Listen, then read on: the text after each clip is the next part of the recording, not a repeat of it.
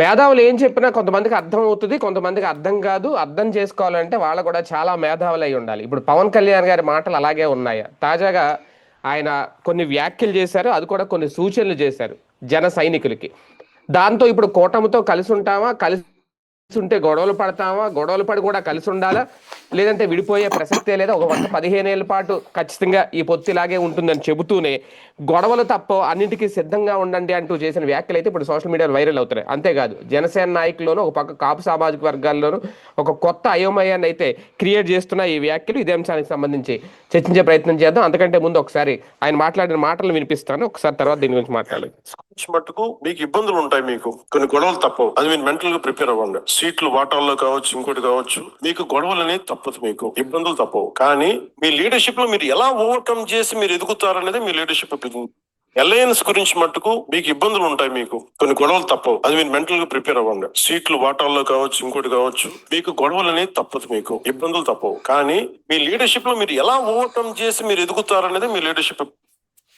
సరే, ఏంటి వ్యాఖ్యలు అద్దరం హెచ్చరిస్తున్నారా, సర్దుకుపోండి అని చెప్పి ప్రిపేర్ చేస్తున్నారా, జన సైనికుల్ని కన్ఫ్యూజ్ చేస్తున్నారా?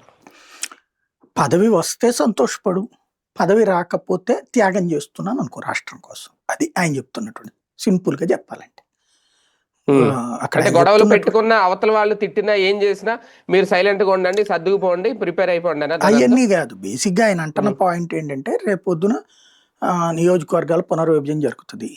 ఈయన బార్గెనింగ్ చెయ్యరు ఎక్కువ. ఈయన బార్గెనింగ్ తనని తాను తగ్గించుకుంటున్నానంటూ తన కార్యకర్తలను తగ్గిస్తారు. తన పదవిని ఏమైనా తగ్గించుకున్నారా? లేదు కదా. అదే అంటే సీఎం త్యాగం అంటే సీఎం నువ్వు ఇండివిజువల్ గా కూడా గెలవలేవు, అందుకనే త్యాగం అది. అంతే, అది ఎట్లా అవుతుంది? ఎందుకు ఇస్తాడు ఎవడన్నా? 20 సీట్లు వచ్చే వాళ్ళకి ఎవడన్నా సీఎం ఇస్తాడా? బేసిక్ కరెక్టే. ఇప్పుడు కర్ణాటక లాంటి చోట్ల ఎలా వచ్చింది? ఎవరు ఇచ్చారు? కాంగ్రెస్ బయట నుంచి మద్దతు ఇచ్చింది. ఎందుకు? బీజేపీని రానీకు. ఇక్కడ ఆ సీన్ ఏం లేదు కదా. అట్లాంటి రాజకీయం కోరుకున్నారు వీళ్ళు, కానీ కాలేదు కదా. ఎట్లాంటి సిచ్యువేషన్ రావాలంటే నెక్ టు నెక్ వచ్చి 88, 89 వేలకు వచ్చి అవతల ఏది మిగతా రేంజ్లోకి ఉంటే ఓ 78, 80 అట్లా ఉంటే అప్పుడు అట్లాంటప్పుడు నడుస్తుంది బండి. మధ్యలో వీళ్ళకి ఓ 15, 20 ఉంటాయి కదా. అంటే వీళ్ళకి ఇచ్చిన పాస్ అయిపోయారు కదా సార్. ఎవరు? కరెక్టే, 100% పాస్ అయిపోయారు కదా, 100 మార్కులు వచ్చేసినాయి కదా. కరెక్టే, 100కి 100 మార్కులు నీకు వచ్చినాయి, కరెక్టే. కాబట్టి ఇది స్లిప్ టెస్ట్ అనమాట. అసలు టెస్ట్ ఏంటి? ఇప్పుడు నేను 20 మార్కులకే పరీక్ష రాశాను. మనము ఎగ్జామ్స్ లో దానికి అతను ఎవరంటారు, ఇన్విజిలేటర్కి రాయాలి. మీరు 100 మార్కులకి ప్రశ్నలు ఇచ్చారు కానీ నేను మాత్రం 20 మార్కులకి అటెంప్ట్ చేశాను, 20 మార్కులు నాకు వస్తాయి, మీరు 20 మార్కులు వేస్తే మాత్రం నన్ను పాస్ చేసేయండి అంటే చేస్తాడా? లేదు కదా. ఇది అంటే నేను అనేది రాసిన టెస్టే 21 మార్కులు. అదే అనేది, నేను 21 మార్కులకి చేశాను కాబట్టి నన్ను పాస్ చేయమంటే చెయ్యడు కదా ఇన్విజిలేటర్. నీ 21 నీకు ఇచ్చాను కదా తీసుకో అంటాడు అనమాట. కానీ నువ్వు పాస్ అవ్వాల్సింది 35 అయ్యా అంటాడు. ఫస్ట్ ఏంటంటే ఆలోచించాల్సింది, చిరంజీవికి టోటల్ గా 2 రాష్ట్రాలు అంటే ఉమ్మడిగా ఉన్నప్పుడు 16.5% ఓట్లు వచ్చినాయి. టోటల్ గా 17, 18 అనుకోండి. ఆంధ్రాలో 25% ఓట్లు వచ్చినాయి. ఉట్టి ఆంధ్ర ప్రాంతంలో 25% ఓట్లు వచ్చినాయి ఆయనకి. అందులో ఈయన ఎంత తెచ్చుకోగలిగాడు? ఇండివిజువల్ గా పోటీ చేసి 6%. అప్పుడు ఫస్ట్ ట్రిప్ అసలు పోటీ చేయలే. ఎవరు చేయొద్దన్నారు నిన్ను? ఆ విధంగా ఇప్పుడు సింపుల్ ఈజీగా అర్థమయ్యే భాషలో చెప్పాలంటే, నేను పవన్ కళ్యాణ్ నమ్మానండి 2014. ఇప్పుడు 11.5 ఏళ్ళు అయింది. ఈ ట్రిప్ తో కూడా కలిపితే 15 ఏళ్ళు అవుతుంది, అంతే కదా. అప్పుడు 20 ఏళ్ళోడు ఇప్పుడు 35 ఏళ్ళు అయిపోయాడు, అంటే మధ్య వయస్కుడు అయిపోయాడు. అక్కడ ఇంకా అడిగే పదవి రాదు. ఎందుకు ఇంకా రాజకీయం అడుక్కుదన్నా? అదేమంటే పదవుల కోసం రాజకీయం కాదండి. నువ్వు కూడా మీరు ఎవరు పదవులు తీసుకోబాకండి. రాజకీయం అనే దాంట్లో ఫస్ట్ కష్టపడాలా, కానీ జీవితకాలం నువ్వు కష్టపడతానే ఉండు, పదవులు మాత్రం మేము అనుభవిస్తామంటే అది రాజకీయం అవుతుందా? ఇంకోటి, ఇప్పుడు జగన్ మీదన ఎందుకు అసంతృప్తి వచ్చింది? సింపుల్ లాజిక్, మేము 9 ఏళ్ల నుంచి నీ వెనకాల ఉన్నాం, మాకు పదవులు రాలేదని. అంతే కదా. అంతే. పదవులు వచ్చిన వాళ్ళేమో డైరెక్టర్ గా ఉన్నోడేమో నాకు చైర్మన్ ఇవ్వలేదని, చైర్మన్ గా ఉన్నాడేమో నాకు ఎమ్మెల్సీ ఇవ్వలేదని. ఎమ్మెల్సీగా ఉన్నాడో నాకు ఎమ్మెల్యే ఇవ్వలేదని, ఎమ్మెల్యేగా ఉన్నాడో నాకు మంత్రి ఇవ్వలేదని. ఇదే కదా అసంతృప్తి. ఏంటి 9 ఏళ్లకే వాళ్ళు అంత గడవ, అంతే కదా. అతనితో 2009-10లో పార్టీ పెట్టాడు. ఫస్ట్ ట్రిప్ 14, 19కి వచ్చేసాడు. 9 ఏళ్లకే అతను అధికారంలోకి వచ్చేసాడు. అంతే. అవును. వచ్చి ఆ 9 ఏళ్లకే అంత తిప్పలు ఉంటే, అంత నలిగిపోతే, అంత ఫీలింగ్ చివరికి అతన్ని ఈడ్చి కొడితే వీళ్ళకి ఎట్టుంటది బేసిక్ గా. ఈయన పదే పదే మీరు త్యాగం చేయండి, ఆ పదం మీరు ఇప్పుడు వినిపించింది చూస్తే నాకు నవ్వు వచ్చింది అనమాట. ఎలా కోపవ్వాలో డిసైడ్ అయ్యానంటే, మీరు పరీక్ష రాశారు, పేపర్ నేను చించేశాను, మీరు మాత్రం పాస్ అయిపోండి, పాస్ అయితేనే మీకు జీవితం ఉంటది అంటే ఎట్టుంటది ఇక్కడ. అదే కదా, నువ్వు పరీక్షకు వచ్చావు, నేను పరీక్ష పెట్టలేదు, కానీ నువ్వు మాత్రం పరీక్ష పాస్ అయిపోవాలి, పాస్ అయితేనే నీకు జీవితం ఉంటుందని నన్ను చూసి గుర్తుపెట్టుకో. ఏంది ఇది విచిత్రం. బేసిక్ సమస్య ఏంటంటే పవన్ కళ్యాణ్కి తను ఇండివిజువల్ గా పోటీ చేసే ధైర్యం చాలట్లేదు. ఇంకానా ఇండివిజువల్ గా పోటీ చేసే ధైర్యం చాలట్లేదు, అలాగని సంఘటితంగా చేసే ధైర్యం చాలట్లేదు. ఇప్పుడు పవన్ కళ్యాణ్ మనకి మీడియా దరిద్రం ఏంటి అంటే, కాస్త సెన్సిటివ్ పాయింట్స్ పట్టుకోగలిగినటువంటి జర్నలిస్టులు ఈనాడు జ్యోతిలో ఉన్నారు, సీనియర్ జర్నలిస్టులు. వాళ్ళేమో పాపం ఈ అధికార పక్షపు దాన్ని ఏమంటారు, ఆ చట్టంలో నలిగిపోతున్నారు. వాళ్ళు అసలు పాయింట్ని వార్తల్లో ఎక్కడో ముక్క కింద రాస్తున్నారు పాపం, వాళ్ళకు ఉన్నటువంటి జర్నలిజం స్పిరిట్ తో నలిగిపోతున్నారు. యాజమాన్యం ఏమో తొక్కిపడేస్తుంది ఆ వార్తని. ఇప్పుడు ఇదే జగన్ విషయంలో రోజా అందనిను, లేకపోతే ఇంకోళ్ళు అందనిను, అంబటి రాంబాబు అన్నాడను, మంత్రి పదవి ఇవ్వకపోతే అట్లా ఇట్లా అని రాసుకొచ్చారు. అట్లాగే పార్టీకి సంబంధించిన అసంతృప్తిని అతన్ని భారీగా రాసుకొచ్చారు రఘురామకృష్ణ. బానే ఉంది. కానీ ఇప్పుడు ఇదే పవన్ కళ్యాణ్ 5 కీలకమైన అంశాలు ప్రస్తావించాడు. విశాఖపట్నంలో అరాచకం జరుగుతోంది, ల్యాండ్ గ్రాబింగ్ జరుగుతున్నాయి, అధికారులు పట్టించుకోవట్లేదు, ఇది చెప్పండి. ఇది అందరి ఎదురు కూడా చెప్పాడు అతను ఓపెన్ గా. ఎవడు చేస్తాడు ఇప్పుడు ల్యాండ్ గ్రాబింగ్? వైసీపీ వాడు చేస్తాడా? చేస్తుంటే వీళ్ళు నిద్రపోతారా? ఇప్పుడు ల్యాండ్ గ్రాబింగ్ అధికార పక్షం వాళ్ళు చేస్తున్నట్టే కదా, తెలుగుదేశం వాళ్ళు చేస్తున్నట్టే కదా. అదే కదా అతను మాట్లాడింది. మరి అది ఎంత పెద్ద సంచలనాత్మకమైన అంశం. కూటమిలో విభేదం, కూటమిలో సంచలనం. ఇది యాక్చువల్ గా మనకి ఛానల్స్ అమ్ముడుపోయినాయి, లేకపోతే ఆ స్థాయి పాయింట్ ని పట్టుకోలేని జర్నలిస్టులు అయిపోయారు ఇప్పుడు. లేదా ఆ జర్నలిస్టులు కొన్ని పట్టుకున్నా దాన్ని హైలైట్ కాకుండా చూస్తున్న యాజమాన్యాల దరిద్రం మనకి. రెండవది ఆ రౌడీయిజం పెరిగిపోతుంది, దాన్ని అంగీకరించు. దాన్ని ఏంటి వైసీపీ వైపు తోసేశారు మీడియాలో సింపుల్ గా. కానీ రౌడీయిజం ఇప్పుడు జరుగుతోందంటే ఎవడు చేస్తున్నట్టు, ఇప్పుడు దౌర్జన్యాలు చేస్తున్నట్టు ఎవడు చేస్తున్నట్టు వైసీపీ వాడు చేస్తే ఊరుకుంటారా? ఇప్పుడు ఎవడో పాప సత్య ఇది ఉమ్మడి అనంతపురం జిల్లాలో జరిగినటువంటిది ఉంది. ఏం జరిగింది? వాడు ఏదో ఇవాళ నిన్న 2-3 రోజుల నుంచి వైసీపీ కార్యకర్త గర్భిణి చలగ మీద కాలుతో కొట్టాడు. అది చివరికి వాడు జనసేనోడట, కొట్టినోడు. అది వాళ్ళ ఇంటికి కొడవట, ఆవిడ వాళ్ళ వదినట. వీళ్ళ నాన్న ఆవిడ కొట్టింది, ఆవిడ తోసేసిందంటే అందుకు ఇటు తోసాడట. అది వాళ్ళ ఇంటి మధ్యన గొడవ. దాన్ని తీసుకొచ్చి గ్లోరిఫై చేశారు. మరి ఇక్కడేంటి, పిఠాపురంలో గుర్తు తెలియని వ్యక్తి తిరుగుతున్నాడు వైసీపీ వాడు అన్నారు. తేరా చూస్తే వాడికి జనసేన సభ్యత్వం ఉన్న వ్యక్తి పిఠాపురంలో. అతను ఆడియో కూడా పెట్టాడు కదా, వీడియో కూడా పెట్టాడు నేను జనసేన అని. అది అట్లా మాత్రం వైసీపీ మార్క్ చేస్తారు. ఇప్పుడు వైసీపీ వాళ్ళు రంగులు వేసుకున్నారన్నారు, ఇవాళ ఆంధ్రజ్యోతి రాసింది జనసేన వాళ్ళు రంగులు వేసుకున్నారని ఓ చోట. కాబట్టి ఈ మన చేతిలో ఉండవు. అది పవన్ కళ్యాణ్ చెప్తాడు రంగేయండి అని, లేదా పవన్ కళ్యాణ్ చెప్తాడు ఆ నీళ్ళు కొట్టరా అనేసి. కానీ ఇదివరకు అట్లాగా వ్యక్తులుగా చేసిన తప్పుల్ని పార్టీకి రుద్దారు, జగన్ కు రుద్దారు. అది ఇక్కడ వీటిని డౌన్ ప్లే చేస్తున్నారు. ఇప్పుడు కూడా అంతే కదా, జగన్ అన్న చెప్తున్నాడా ఫ్లెక్సీ పట్టుకోండి అని, జగన్ అన్న చెప్తున్నాడా రాతలు రాయండి అని, జగన్ అన్న చెప్తున్నాడా నాకు ఈ భారీ కేకులు కట్ చేసి కటౌట్లు పెట్టండి అని వాళ్ళు చేసుకుంటున్నారు. అది దాన్ని వీళ్ళు ఇట్లా వాళ్ళందరూ ఉన్మాదులు ఇది అనేటటువంటి. ఇది రెండవది రౌడీజం దీనికి సంబంధించి. అట్లాగే మొన్న తీసుకొచ్చినటువంటి మరొక ప్రధానమైనటువంటి అంశం ఈ లిక్కర్ దాంట్లో ఏమని చెప్పాడు, బెల్ట్ షాపుల్ని అంగీకరించనన్నాడు. బెల్ట్ షాపులు నడుస్తున్నాయా ఆగుతున్నాయా అతను చెప్పాక? ఏమన్నా ఆపారా? యథావిధిగా నడుస్తున్నాయిగా. దానికి మళ్ళీ చంద్రబాబు గారు ఏదో సమీక్షించారట, హర్యానా మోడల్లో లిన్ అనేదో పెడతారట, దాని మీద ఒక గుర్తు. అక్కడ కల్తీ లెక్కర్ అమ్ముతున్నారు పక్కన.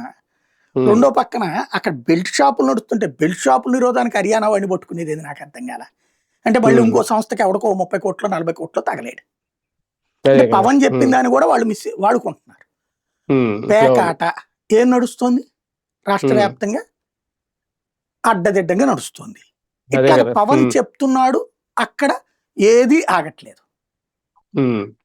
మేబీ ఇక్కడ 2 కోణాలు ఉంది.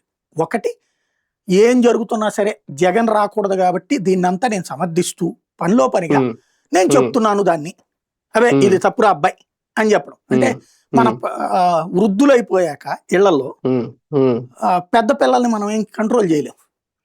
అప్పుడు వాళ్ళు అడ్డదిడ్డంగా ప్రవర్తిస్తుంటే తప్పురా నువ్వు చేస్తున్నా తప్పునా అన్న అంటాం చూడండి, ఆ టైపా ఇది. ఆ టైప్ అయితే రోమాలు పీకుతా చేతుల్లో గుర్తులు కూడా లేకుండా చేస్తాను అనకూడదు కదా. అప్పుడు నేను పెద్దరికంగా చెప్తున్నా, నా మాట వింటలేదు అని చెప్పాలి కదా నువ్వు. వైసీపీ వాళ్ళనైతే రోమాలు పీకి ఇదంతా. మరి ఇక్కడ బెల్ట్ షాప్లో ఒక్కసారి మీ పార్టీ వాళ్ళని అడుగు. ఇంకోటి రేషన్ కల్తీ, ఏది రేషన్ దాన్ని ఎట్టి పరిస్థితుల్లో సహించను అన్నాడు. ఇప్పుడు రేషన్ ఎక్కడ నాగుతుందా? రోజు దొరకట్లేదు. గంజాయి డ్రగ్స్ ఇప్పుడు దొరుకుతున్నాయిగా. అప్పుడు దొరికిన దాన్నే నువ్వు డ్రగ్స్ క్యాపిటల్ అంటే, ఇప్పుడు దొరుకుతుంటే పట్టుకున్నావు అంటున్నావు. అప్పుడు పట్టుకున్నదే కదా.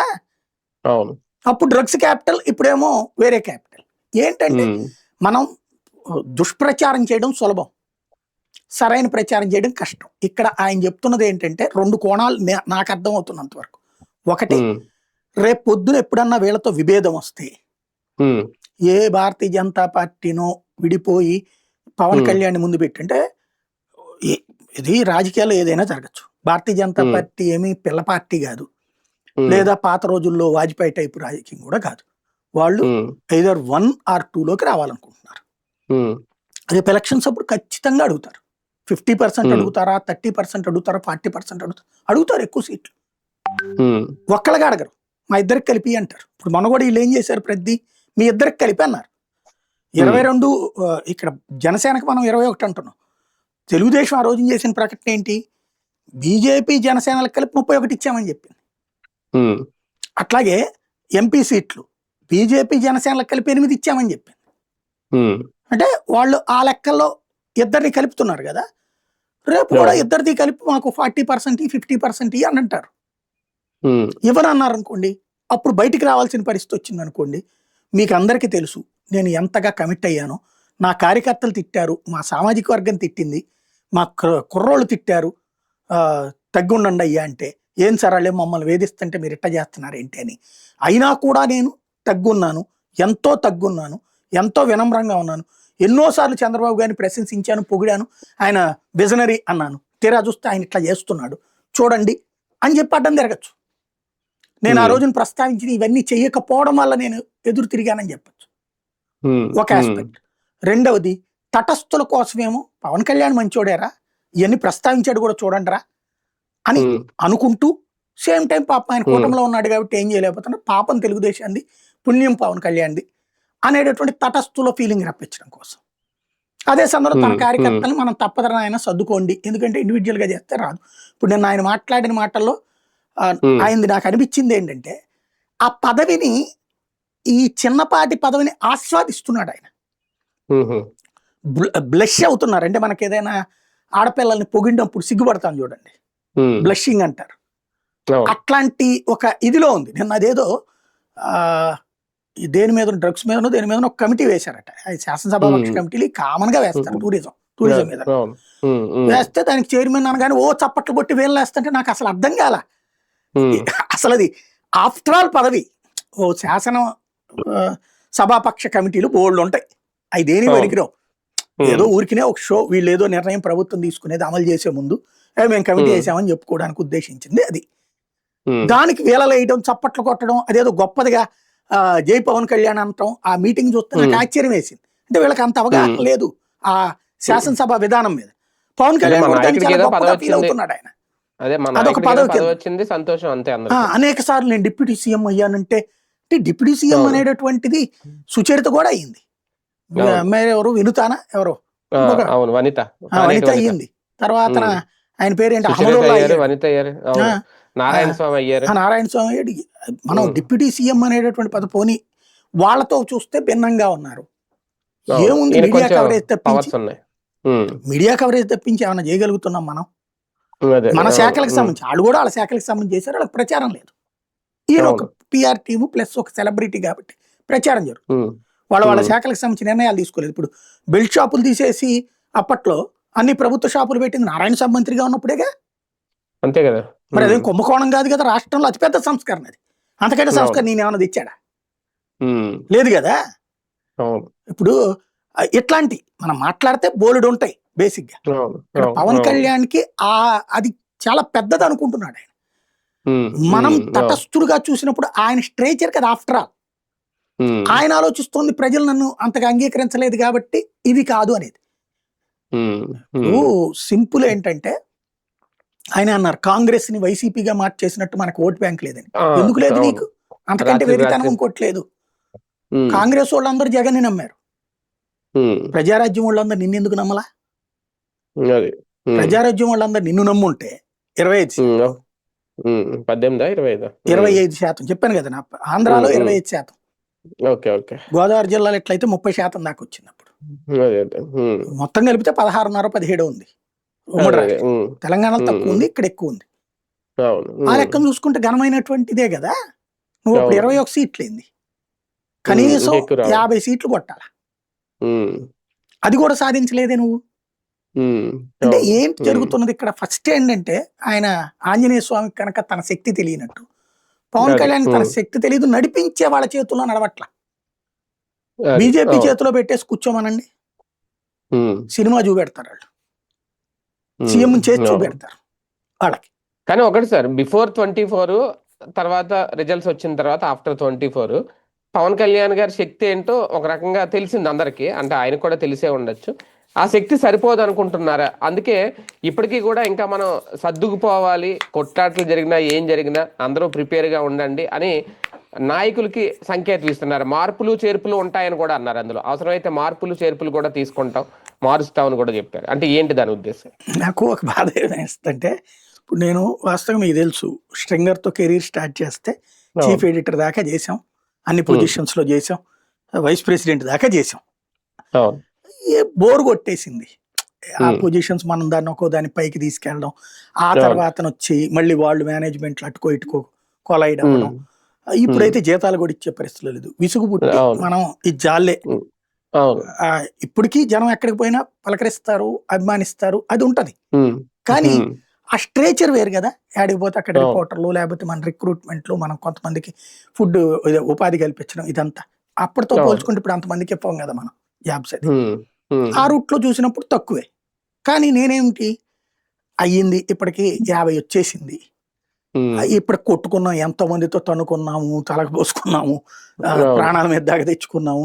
ఇజాలే మనకు ఇన్ని సంవత్సరాల అనుభవంతో వచ్చిన ఆ అవగాహన ఏదైతే ఉందో సొసైటీలో, మనం ఇన్ని 32 ఏళ్ల పాటు జర్నలిజం ఫీల్డ్ లో ఉన్నాం కాబట్టి, కింద నుంచి చూసున్నాం కాబట్టి, దాన్ని ఏదో మాట్లాడదాం, ప్రజలు ఆశీర్వదిస్తే అంత ముద్ద తిన్నాంలే అనుకునేసి సర్దుకున్నాం. ఇది నాకెందుకు, నా వెనకాల ఏ బ్యాక్గ్రౌండ్ లేదు, నా వెనకాల కులం బ్యాక్గ్రౌండ్ లేదు, నా వెనకాల రాజకీయ బ్యాక్గ్రౌండ్ లేదు, నా వెనకాల ఆర్థిక బ్యాక్గ్రౌండ్ లేదు. కాబట్టి నేను సైలెంట్ కూర్చున్నా. నా చేతిలో ఈ 3 ఉంటే రాధాకృష్ణను ఇంకొకళ్ళని గురించి ఎందుకు భయపడతా? నేను వెళ్లాల్సిన స్థాయికి తీసుకెళ్తాను. నా చేతిలో ఆర్థిక స్తోమత లేదు, అట్లా పెట్టేవాళ్ళు కూడా నా కులంలో లేరు. ఇక్కడ కులాలు కూడా లెక్కలు ఉంటాయి కాబట్టి కులపరమైన సపోర్ట్ అన్న ఉండాలి. ఇక్కడ అదేమీ లేదు. కాబట్టి మనకి ఏ సపోర్టు లేకుండా ఇంత దాకా వచ్చాం. దెన్ ఇట్స్ ఆగిపోయాయి. ఆయనకేందో నాకు అర్థం కావట్లేదు. ఆయన స్ట్రేచర్ ఏంటి, ఆయన రేంజ్ ఏంది, విపరీతమైన ఆదరణ కలిగిన మనిషి, భారతీయ జనతా పార్టీ దగ్గరికి తీసుకుంటున్న మనిషి. టైం వచ్చినప్పుడు వాడుకోలేదు. ఇప్పుడు నాకు అనిపిస్తుంది ఒక్కోసారి, నేను జెమినీలో పనిచేసే టైంలో కనీసం ఒక 6-7 వచ్చారు ఛానల్స్ పెట్టారు. 50 కోట్లు ఖర్చు పెడతాం, 70 కోట్లు ఖర్చు పెడతాం, మీరు నడపాలని. నేను సన్ నెట్వర్క్, పెద్ద నెట్వర్క్, కంఫర్ట్ ప్లస్ 0 నుంచి దాని పైకి తీసుకొచ్చి టాప్ 7లోకి తీసుకొచ్చాను. ఇంకెందుకులే ఈ అందులో ఇక్కడ స్వేచ్ఛ ఉంటుంది, అక్కడ మళ్ళీ స్ట్రగుల్ ఎందుకులే అని వదిలేసుకున్నాం. ఇవాళ చూస్తే ఇవాళ అది కనుక కంటిన్యూ అయ్యి ఉంటే కనుక బాగుండేదేమో అనిపిస్తుంది ఒక్కోసారి, మనం చేసుకుని ఉంటే బాగుండేదేమో అని. అలాంటి సిచ్యుయేషన్ చూసినప్పుడు ఇప్పుడు ఈయనకి ఆ టైం వచ్చినప్పుడు వాడుకోవాలి మనం. అవును. ఇప్పుడు కొంతమంది అంటుంటారు ఇప్పటికి కూడా మిత్రులు, మీరు మీ స్ట్రేచర్కి ఒక ఛానల్ నడపాలి సార్, మీ వెనకాల మీరు ఎందుకు సీరియస్గా తీసుకోవట్లేదని.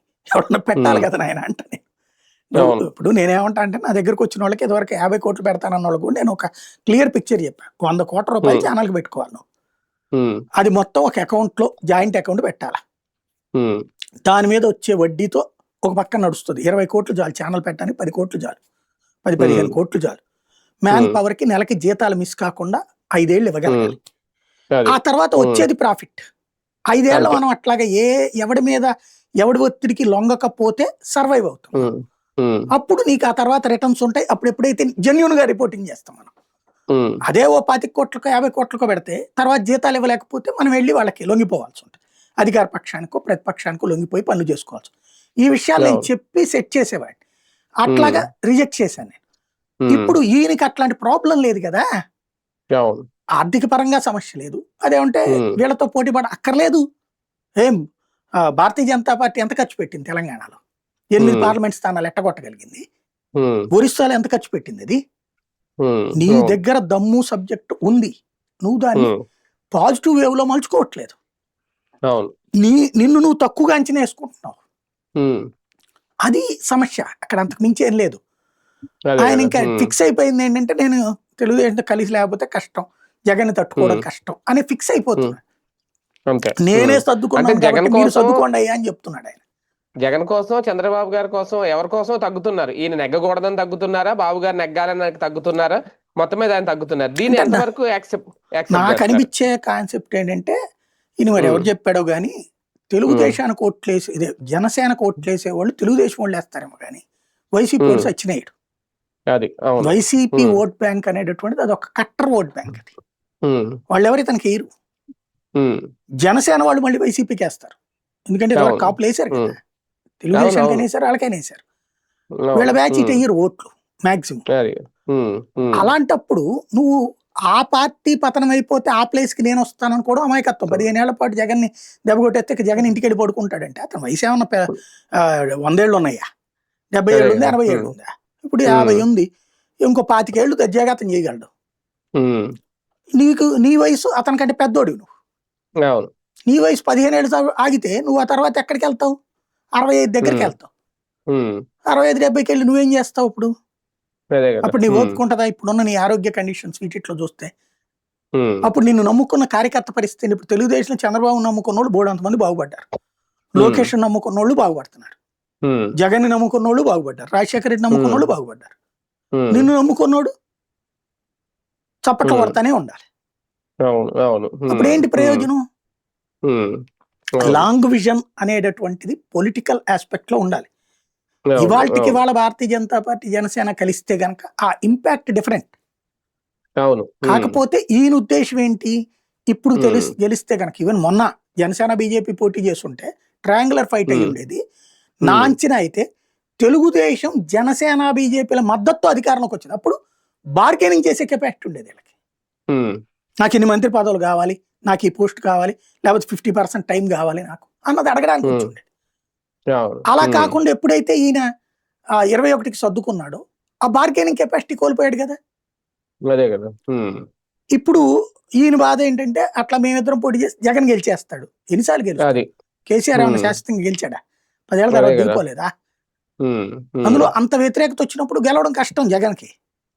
అయితే గీత ఇంకో 20-30 సీట్లు వచ్చుండే, 50 దగ్గర 60 దగ్గర ఆగి ఉండేవాడు.